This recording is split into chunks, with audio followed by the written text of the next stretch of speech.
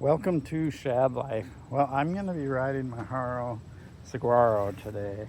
And what I really want to talk about is hardtails. So this video could be boring to a lot of you, but if you're interested in my opinion on kind of the state of the bike industry right now and why are we just completely ignoring hardtails and the affordability of them, especially getting newer riders into mountain biking, is beyond me. And I'll explain to you why the bike industry should really be changing its focus right now. I just saw that Henry left Pink Bike and started a new YouTube channel called Quarter HP. That's cool and all, but we're talking very elitist mentality there. Like that's targeting like the top end, most elitist mountain bikers, full suspension most likely, things like that. And it's like, fine, there's nothing wrong with that, except for the fact that most people, the large majority of people that are going to be buying mountain bikes and getting into mountain biking need to be able to A, afford it, and B, not think that mountain biking is always this gnarly, rocky downhill jumps, things like that. I saw his newest video and he's like gapping this whole like root drop thing, and it's like I have nothing wrong with that. So, you know, don't take this as me being critical of them. But what I do see with that is it's misrepresenting the large majority of mountain biking. So let me get on the trail and I'll talk about this some more. It's like I feel like I came from the sun and super dark in the woods. Kind of wild. It's actually why I ride with clear lenses, is because I feel like any kind of shaded lens, I can't see detail and it go into the woods. Anyway, this is Theodore Wirth Park today. This is 45 north. You might hear a subtle clicking sound. Sometimes that shows up in the GoPro, sometimes not. That is gotta be a pedal, because I went and took the whole bottom bracket apart, reinstalled it. So now gotta check a pedal. Which is funny because I should learn to check the pedals first, but anyway. Okay, so I hate to break the news to all the shredders out there, the riders that love the gnar, and I'm one of them. But this is the large majority of mountain biking right here. Single track. Yes. And this is part of the issue. How often do you see any marketing or any, you know, effort to portray this as mountain biking? It's out there, but it's not very common. And yes, this could be considered XC riding, whatever you want to call it. But most people, this is where they get their start. And before all these shredders get in a tizzy, no, I'm not trying to promote that we should go back to 90s style mountain bikes or whatever, 80s or 90s style mountain bikes. The modern bike geometry is awesome, and this Haro Saguaro I'm on, to me, it's like the sweet spot in geometry. It is amazing. I love it. And coming from BMX, that says a lot. And this is fun. It's tight, it's twisty. There's no drops, there's no rock armor downhills, there's no jumps. But it's fun, it's flowy. It's what most single track these days is made out of. So what's interesting about what I'm talking about here is that I've taken lots of people. I used to lead group rides, teach skill sessions, things like that. And people that are newer, even more intermediate to mountain biking, this is challenging for them. I've had people get nervous on like kind of switchbacks or berms and things like that, and they don't know how to brake properly or climb, things like that. And like just that, what I just did, they'd ride the brakes and take it super slow because it makes them nervous. These speeds that I'm going now are extremely fast to them. So I mean, I could go on and on, but I think I'm about to exit. Okay, hold on.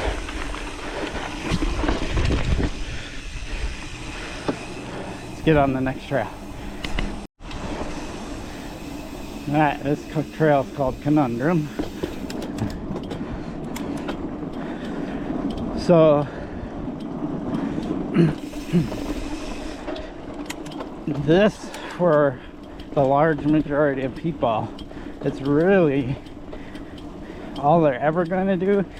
And maybe if they do get more advanced, this is at least where they get their start.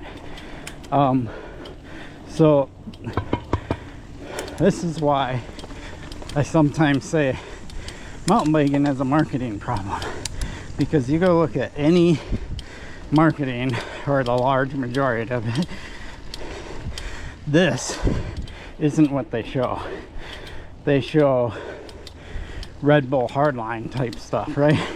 Downhill stuff, gnarly North Shore stuff, big expensive full suspension bikes, things like that. And they portray that as mountain biking. People sending up big jumps and drops. All right, let me get to this climb. Woo! So that kind of marketing gives people who've never done this before, or haven't done it for a long time, or whatever, the perception that when they get on a mountain bike trail, there's going to be all this gnar on it, regardless of how it's labeled. I know we all talk about green trail, blue trail, black trail, right? But in some places, depending on where you are in the country or world, green trail can be pretty gnarly, right? And in this particular area, this trail that I'm on right now, is intermediate, because there's some downhills and the switchback turns and challenging climbs. Climbs do play a role in trail ranking.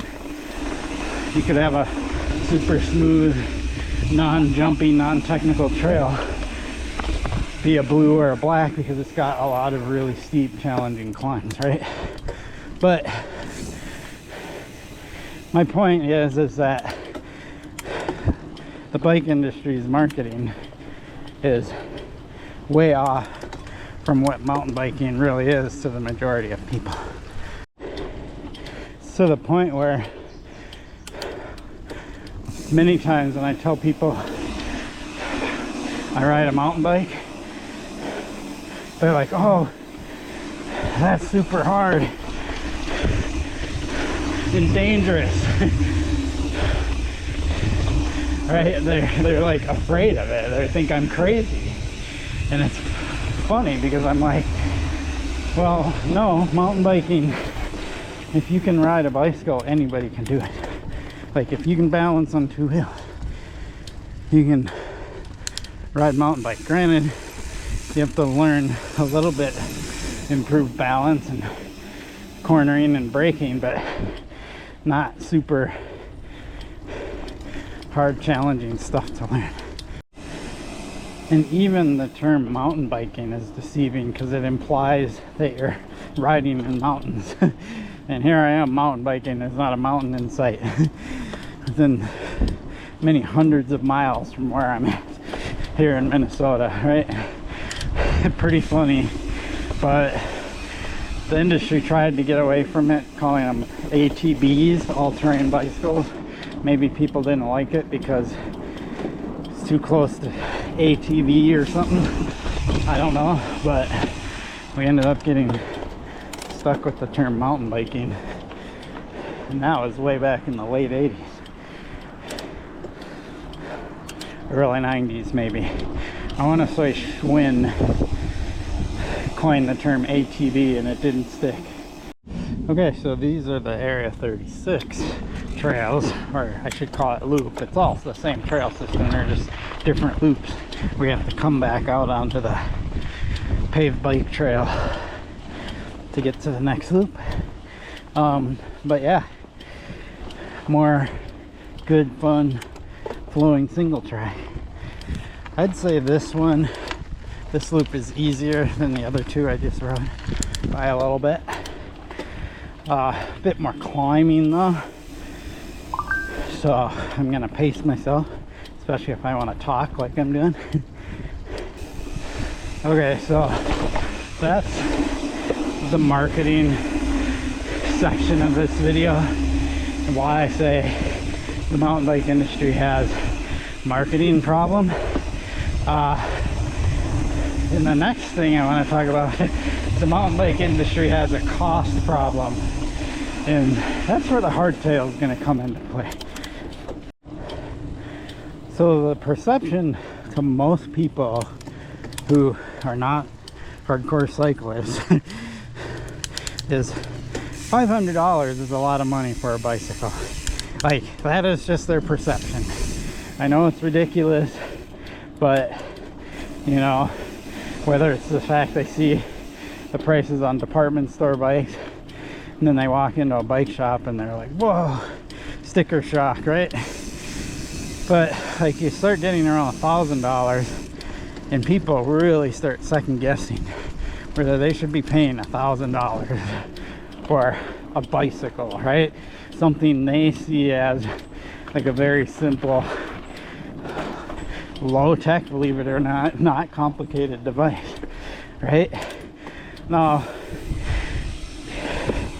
yes, is that because they're just misinformed and whatnot? Yes, but why are they misinformed, right?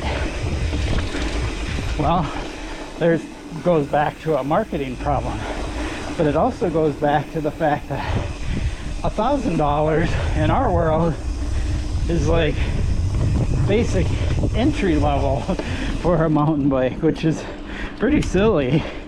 And I'd say the average price of a mountain bike nowadays that's we consider decent, not top of the line but decent, is like $3,000 to $4,000, right? And why is that? Because, oh my god, you have to have a full suspension bike or else. And here I am on a hardtail, enjoying myself, not feeling for any reason that I need full suspension bike. You know, when you're going over the rough stuff, you get out of the saddle and go over these bumps and stuff. The fork takes care of the front wheel, my legs take care of the back. Yeah, actually, you know, it's funny, I should do a video on this and I can get too into detail, but your ankles, the flex in your ankles is small bump compliance. Just saying. Anyway,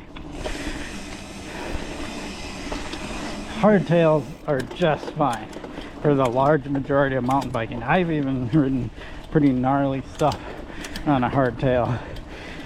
Granted, I think the limit of a hardtail would be like when my friend Jay rode his salsa, I forget what model it was, hardtail, at the Spirit Mountain a few weekends ago.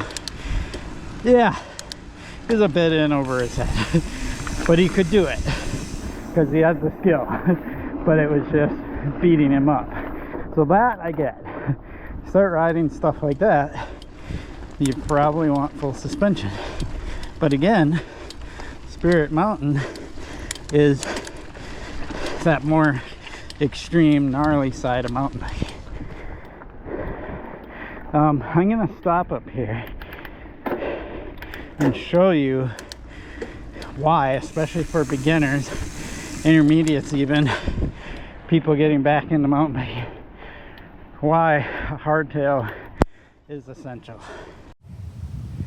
It was around 85 when I started, and it's quickly approaching 90 degrees, and man, it is insane out here. I am trying so hard not to drip all over my GoPro lens, but I keep doing it, and I have to stop and clean it off so you guys don't see all the spots on there. So if there's any footage that has spots on it, that's why I'm trying my best to make sure it stays clean. So let's talk about why a hardtail is so essential for a beginner. And the simple explanation of it is because there's nothing going on back here, there's no suspension, there's no variance in the frame when you're riding, it's going to do the same thing every single time, meaning it's going to be predictable, right? The moment you put rear suspension on here, and most modern bikes have complex linkage and all this stuff, is the moment the back of your bike is not going to consistently do the same thing every single time. And it also means that your rider input is that more critical to how that rear suspension behaves. So you see a lot of videos of people getting bucked and kicked around and crashing and things like that on YouTube, on Friday fails, things like that. And a large majority of that has to do with the rider not doing the right thing to compensate for the rear suspension. So yes, can you get bucked on a hardtail?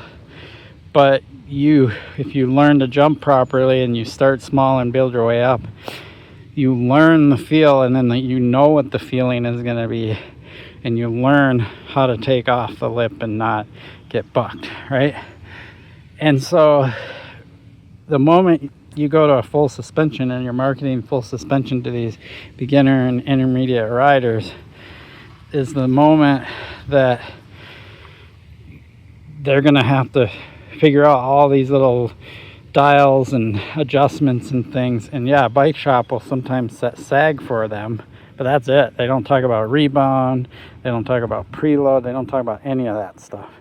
And you know, you have front suspension, and what I like about the Marzocchi Z2 is its simplicity. You set sag, right, and then you can set rebound, and I usually set it to be relatively quick for the front, and then you have this adjustment, and you can literally just use this rail adjustment to soften and stiffen your fork. Super simple, right? Versus like the Fox 36 that I have, or the RockShox Lyric Ultimate, where I've got small bumps, or slow speed, high speed. I've got rebound. I think one of them I have a high speed, low speed rebound. I've got preload. I got all that stuff, right? And it took me a long time to figure out what all that means and so on. But now you add rear in the front. Honestly, it could be a little off. It cannot be perfect. It's not going to affect you that much. It'll add, if you have it too stiff, it'll make your hands tired quicker, things like that. But the rear, that's where it's really going to mess with your riding if it's not set up correctly.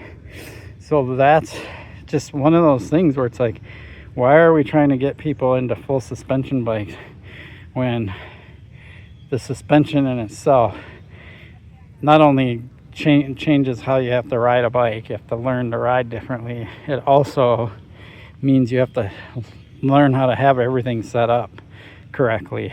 And yeah, you can ask for help, you can this and that, but I'd say most people that I talk to, when I start talking about suspension, they make fun of me for being such a nerd and geeking out on it. And I'm like, yeah, but if you want your bike to ride correctly, you have to geek out on it. That's my opinion, right? You have to understand what it does and things like that, and then you can learn to ride it, right? So I don't think we should be putting beginners and intermediate, even some intermediates, or people that are getting back into mountain biking, having taken a break for a while, things like that, into full suspension. I just don't think. I think hardtails are the way to go. They're simpler. They're easier to learn how to ride properly. And they teach you how to ride properly. You're not using it as a crutch. Like I mentioned, you get out of the saddle when you get over the rough stuff, right? You pedals level, you learn how to move your body, you learn all that stuff, how to absorb the bumps, things like that. And then later on, when you have the skills for it and you're ready for it and you're willing to spend more money, you get into full suspension and you understand the mechanics of things, and you can feel the full suspension and be like, oh, okay, something's a little off, something isn't right, I need to tweak something, things like that, right? But if you go into the full suspension game not knowing how to properly ride a bike, you have no clue what's going on with the suspension. So I just feel like the bike industry actually has an opportunity here to like rewind and go back to the basics in both marketing and the bikes they're pushing on people, and stop making everybody think that they have to have a full suspension bike.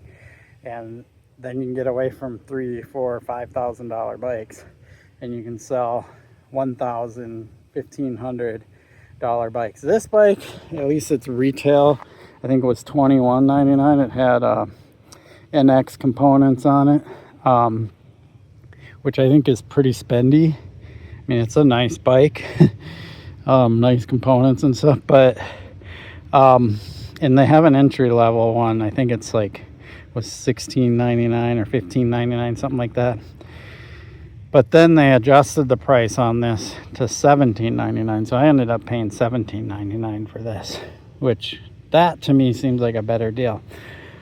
Granted, it's no longer close to stock. I switched the stem and handlebars out right away, which I almost always do on a new bike. I switched out the wheels.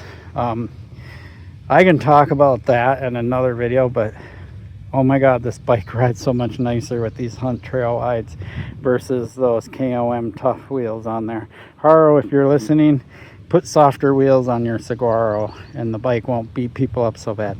And then I've upgraded with the Eagle 90 drivetrain. So this bike is no longer like stock, right? But you know, I still have some of the original components. The fork is really nice. I love the Marzocchi Z2. Just a great all-around affordable fork.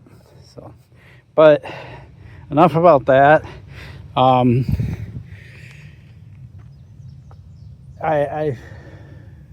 What am I trying to say here? I think what triggered me to make this video, actually I know what triggered me to make this video, was when Henry announced the quarter HP video, right?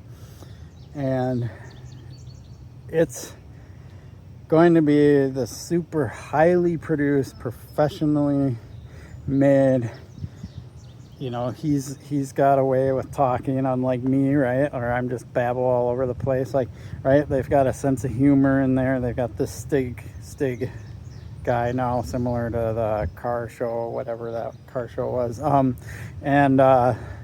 You know, I get it. It's gonna focus on these super high-end, just, you know, bikes that aren't gonna get people into the mountain biking, right? It's going to cater to people like me, the people, these elitist people out there that want the most cutting edge, latest, greatest thing, right?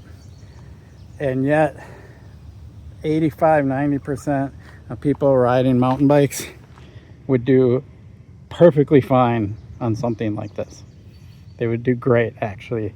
The geometry on this is dialed, the tires grip really good, the fork works good, the drivetrain's just really like this, in my opinion, is what the everyday mountain biker should be riding, right? And I can even ride gnar on that bike to an extent. Again, I told you that J example up in Spirit Mountain. I would not have fun on this bike at Spirit Mountain. It would just beat me up. So if you're in a part of the country where that's what you ride and it's all this rocky, gnarly stuff, great, you know, get a full suspension bike. But it wasn't that long ago, he's changed now, but that the hardtail party was riding hardtails in Sedona, Arizona, and doing great with them, right? So even, and there's some gnarly terrain there, and you develop a lot of good skills, quality skills, riding a hardtail on that kind of terrain, right? He's FY now MTB party, and he lives in Bentonville. Just update there if you don't know that already. And he's riding full suspension and hardtails, and you know, he covers everything now, which is great for him. I like that. So there you have it. Kind of, I won't call this a ranty video, but it's only going to cater to some of you out there. But you know, I doubt anybody in the bike industry is going to be watching this video, but if they are, take note of some of the stuff I said, because I really do believe that if the bike industry, especially mountain biking, wants to thrive and get out of this rut that they're in, whether it's due to the aftermath of the pandemics, the tariffs, whatever, you really need to go back to the basics and stop making mountain biking appear to only be Red Bull hardline type stuff, right? And of course that's an extreme. I'm saying that because I just literally watched some American kid, 18-year-old, I forget his name, won it this morning. So Red Bull hardline is on my brain right now. But you know what I mean. Like stop promoting just the extreme. Literally the second video Quarter HP came out with, super high-end, expensive full suspension bike, and the guy's sending it over all these routes, down like a drop off of over all these routes and stuff like that. Cool, I love that stuff. I'm not saying I don't. I'm not saying don't have that stuff out there, but that isn't what everybody should be perceived as what mountain biking is. I appreciate your support from my channel. Please like and subscribe. Peace.